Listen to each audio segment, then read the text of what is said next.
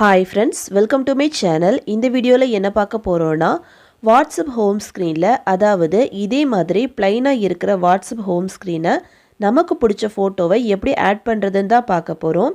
அதை எப்படி பண்றதுன்னு பார்க்கலாம்.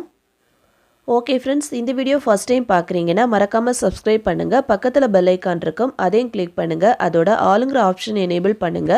அப்பதான் நம்ம சேனலில் போடுற ஒவ்வொரு வீடியோட நோட்டிஃபிகேஷன் உங்களுக்கு மிஸ் ஆகாமல் கிடைக்கும். வாங்க வீடியோக்குள்ளே போகலாம்.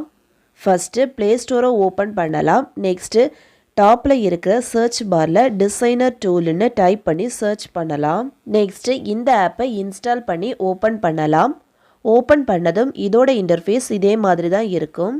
நெக்ஸ்ட்டு கீழே ரைட் சைடில் மோக்கப் ஓவர்லேன்னு ஒரு ஆப்ஷன் இருக்கும், அதை கிளிக் பண்ணலாம். நெக்ஸ்ட்டு இந்த பேஜில் ப்ளஸ் சிம்பிள் இருக்கும், அதை கிளிக் பண்ணலாம். நெக்ஸ்ட்டு கேலரி ஓப்பன் ஆகும். இதுலேருந்து ஒரு ஃபோட்டோவை செலக்ட் பண்ணலாம். ஃபோட்டோ செலக்ட் பண்ண அப்புறமா மோக்கப் ஓவர்லே ஆப்ஷனை வந்து எனபிள் பண்ணலாம். நெக்ஸ்ட்டு அலோ பெர்மிஷன் கொடுத்துக்கலாம். நெக்ஸ்ட்டு பேக் வந்துட்டு செட்டிங்ஸை கிளிக் பண்ணலாம். நெக்ஸ்ட்டு பேஜில் ஒப்பாசிட்டி லெவலை 100ல் வைக்கலாம். நெக்ஸ்ட்டு பேக் வந்துட்டு வாட்ஸ்அப்பை ஓப்பன் பண்ணலாம். ஃபஸ்ட்டு பார்த்தீங்கன்னா வாட்ஸ்அப் வந்து ஒயிட் மோடில் இருந்துச்சு. இப்போது பேக்ரவுண்டில் வந்து பிக்சரோட சூப்பராக செட் ஆகிடுச்சு.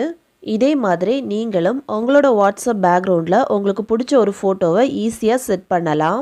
இந்த பேக்ரவுண்ட் வேண்டான்னா நீங்கள் இந்த ஆப்பில் போய் மோக்கப் ஓவர்லேயே டிசனபிள் பண்ணால் போதும். பேக்ரவுண்ட் முன்னாடி இருந்த மாதிரியே ஒயிட் மோடில் சேஞ்ச் ஆகிடும். ஓகே ஃப்ரெண்ட்ஸ், அவ்வளோதான். இந்த வீடியோ பிடிச்சிருந்துன்னா லைக் பண்ணுங்கள், ஷேர் பண்ணுங்கள், கமெண்ட் பண்ணுங்கள்.